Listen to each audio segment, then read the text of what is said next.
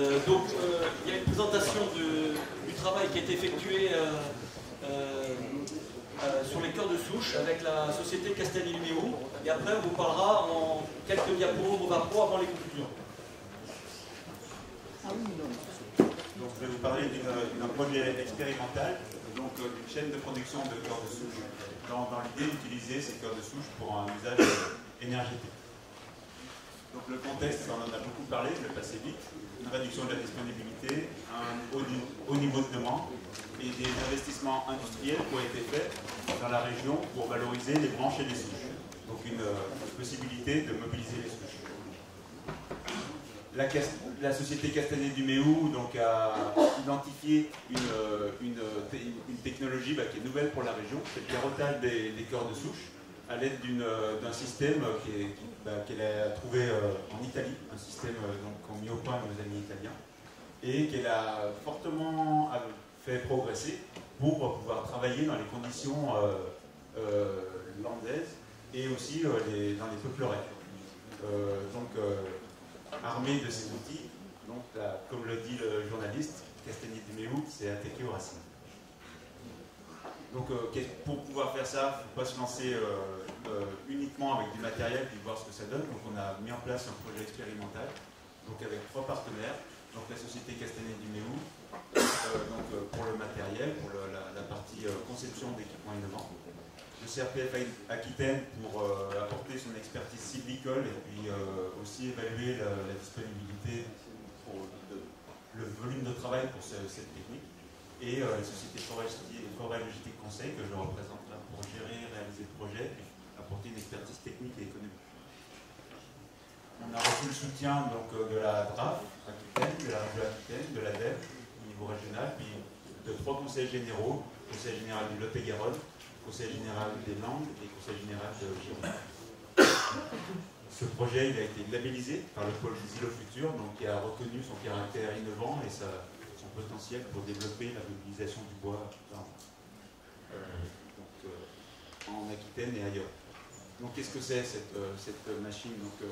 C'est une sorte de grosse scie-cloche qui est installée sur une pelle classique de travaux publics. Donc vous avez un boîtier d'entraînement qui fait tourner cette scie-cloche qui a un diamètre de 70 cm et une hauteur de l'ordre de 1 mètre.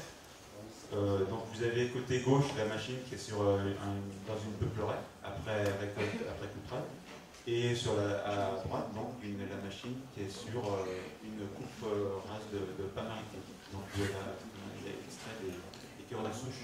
Donc c'est un petit détail là avec un système de diamètre 50. Donc on peut avoir soit 50 cm, soit 70.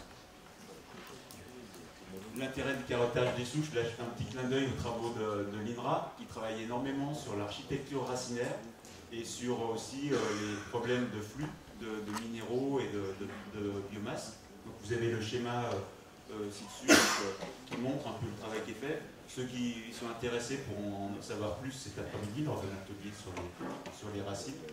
En résumé, la scie-cloche, elle enlève le pivot et elle laisse les racines latérales dans le sol. Et sur le plan de l'exportation de la biomasse, évidemment on exporte moins de biomasse, c'est sûr. Là c'est la courbe que vous voyez là. Ça, vous avez en abscisse du graphique une expérimentation qui a été faite, des mesures qui ont été faites de biomasse et des quantités de minéraux en prenant en compte la biomasse qui est à 0 cm autour du pivot, c'est-à-dire en prenant juste le pivot. La biomasse à 25 cm, 50 cm, 75 cm et 1 mètre autour du pivot, donc progressivement. Puis là, vous voyez la quantité de biomasse. Évidemment, plus on élargit, plus on sort de biomasse, mais aussi plus on exporte de minéraux. Donc un impact. Donc on peut avoir une vision assez précise de ces éléments. Enfin, on commence à avoir des choses sur ce sujet. On constate aussi avec le carottage des souches, quand on extrait une carotte, on ne touche pas trop aux horizons du sol. On ne bouleverse pas beaucoup la structure du sol. Donc ça permet de pouvoir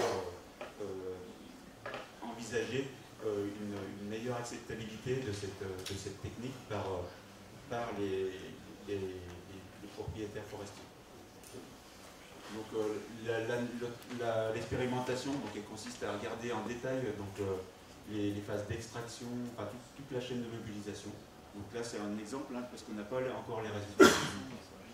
Donc, et on compare, là je vous donne l'exemple de 2 chantiers, c'est pour mettre l'accent sur le fait que d'un chantier à l'autre, les conditions d'exploitation influent assez fortement sur la productivité des machines. Et donc, ce n'est pas uniquement une technologie qui donne de la productivité, mais c'est aussi une technologie avec des opérateurs expérimentés et dans des conditions définies. Si vous changez un de ces paramètres, vous aurez des résultats qui sont sensiblement différents. Et donc une rentabilité économique, in fine, pour les acteurs qui ne sera pas la même.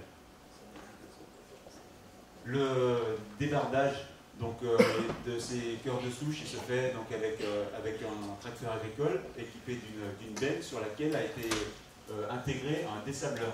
Donc au fur et à mesure du débardage, des manutentions, il y a un dessablage de chaque cœur de souche qui est réalisé, ce qui permet de laisser la majeure partie une grosse partie de terre ou de sable sur la parcelle elle-même et d'extraire la matière utile. L'intérêt de désabler, c'est aussi d'augmenter la charge utile transportée par les camions, et ça c'est très significatif parce qu'on a un produit qui foisonne assez peu du fait qu'on n'a que le pivot, c'est assez proche des bois, donc ça foisonne beaucoup moins que des souches complètes avec des racines. Et un autre atout qui est loin d'être négligeable, c'est qu'avec les cœurs de souche, on peut utiliser directement des broyeurs rapides pour pouvoir produire des plaquettes, et on n'est pas obligé de passer par un broyeur lent comme c'est souvent nécessaire quand on a des souches entières fractionnées. Le dessablage, ça prend de 20 à 25 secondes par souche. Ça représente sur le temps de manutention global sur le chantier de l'ordre de 40% du temps de travail. Vous avez une petite photo qui vous montre le système de dessablage qui est assez simple. C'est un système de rouleau à chaîne qui était connu, qui avait été utilisé il y a déjà dans les années 70 pour épancher les arbres. On utilisait ce genre de technologie, et là elle revient pour faire du dessablage. Donc c'est bien de regarder l'avenir, mais aussi de se référer aussi à ce qui a été fait pour voir ce qu'on peut, qu'est-ce qui pourrait être réutilisé en fonction du contexte. Donc là vous avez un cœur de souche désablé. Là vous voyez le cœur qui a été séparé des racines, et puis donc la base du pivot avec quand même un petit peu de sable ou de terre qui reste adhérente. Le broyage des cœurs de souche sur chantier, qui a été fait par un broyeur mobile sur camion, sur bordereau, qui nous donne des plaquettes donc les résultats sont en cours d'analyse, mais ce qu'on peut dire, c'est qu'au niveau du calibre, si on prend la qualification cible, on est dans des calibres C1 et C2, ce qui représente des calibres acceptables pour des chaufferies les plus exigeantes. Ensuite, il faut regarder de près un paramètre, c'est le taux de cendre, parce que ça, les chaufferies sont très sensibles à ce paramètre. Il y a un niveau d'exigence très fort, qui est de l'ordre de 3%, souvent, on rend compte. Donc le challenge, il est de ce côté-là. Il faudra voir comment pouvoir valoriser ces plaquettes. Peut-être, comme c'était évoqué tout à l'heure lors de la table ronde, pas utiliser ces produits purs, mais envisager des mix avec d'autres types de produits. Cette exploitation, elle se fait sur des chantiers qui ont été repérés précisément. Donc on a fait l'expérimentation sur 5 chantiers, et chaque chantier a été référencé dans la base gérée par les CRPF au niveau national. Il y a une base qui s'appelle ILEX, dans laquelle il va avoir un suivi à long terme de ces parcelles, en distinguant, et sur chaque parcelle, on a distingué la zone où on a extrait les souches d'une zone témoin dans laquelle on n'a pas extrait de souches, de façon à voir comment évolue la parcelle dans le temps. Une fois que le reboisement sera fait, est-ce qu'il y a des différences ou pas. Donc ça vient compléter des dispositifs qui sont déjà en place. Donc sur le plan sylvicole, qu'est-ce que ça permet l'extraction des cœurs de souche? Ça permet évidemment, ça contribue à valoriser une biomasse qui était jusque-là peu exploitée. Ça permet de limiter le développement du FOMES, de réduire l'impact de l'extraction des cœurs de souche sur la fertilité du sol, préserver les horizons. Et par contre, c'est important de bien planifier l'extraction en tenant compte des travaux après couperage, parce que ça se fait après couperage. Donc, il faut bien, cette technique d'extraction du cœur de souche, elle s'intègre dans un itinéraire sylvicole de reboisement. Donc, il faut bien penser à ça, c'est ce qu'on a vu. Et donc, bien intégrer pour le pain maritime, est-ce que l'extraction se fait avant ou après le passage du rouleau hollandais, bien prendre en compte les opérations de travail du sol, de façon à ce que les opérations de reboisement se fassent au mieux. Donc les perspectives, maintenant l'expérimentation elle se termine. Donc selon les résultats définitifs qu'on aura, la perspective c'est de développer cette méthode maintenant concrètement sur le terrain, de développer les volumes mobilisés comme ça. Et puis une autre perspective, c'est cette méthodologie qu'on a mis en œuvre dans ce projet. L'idée, c'est de contribuer à ce fameux projet MovaPro qu'on évoque depuis ce matin. Donc pour bien appréhender, bien apprécier la valeur apportée par ces opérations de mobilisation à chacun des acteurs. Et ça, c'est pas la valeur pour un des acteurs en particulier, mais chacun des acteurs. Ça, c'est important. Donc, et puis aussi au niveau scientifique, donc, les résultats ils seront communiqués normalement en mars 2014, les résultats définitifs.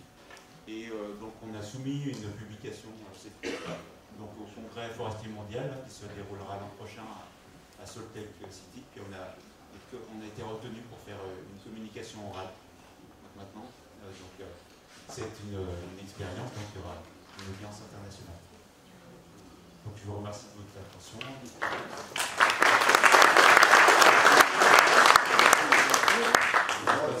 Avant de poser les questions. En avant-première, est-ce que vous pouvez nous dire combien de tonnes vous arrivez à faire par jour dans une journée de travail? En avant-première, monsieur. Oui, en avant-première. Oui, on fait à peu près une souche toutes les 50 secondes. Et vous tirez d'une souche Une souche, il faut environ 6-7 souches pour faire une tonne. Voilà. Il y avait une question sur la rentabilité, le coût, combien ça coûte? Est-ce qu'on va répondre tout de suite? Oui, on va répondre tout de suite à cette question qui certainement intéresse pas mal de monde. Combien ça coûte et surtout, est-ce que c'est rentable? Est-ce que dès maintenant, vous envisagez de le faire? On est dans une période de phase de changement aujourd'hui. Jusqu'à présent, il est évident que le coût d'exploitation n'était pas compensé par la vente des produits. Mais c'est en train de changer. Et pour l'instant, on peut, je pense, le faire sans donner des rémunérations encore aux propriétaires, mais je pense que ça, dans quelques temps, on pourra rémunérer le propriétaire. Le propriétaire, de toute façon, il sait ce qu'il veut.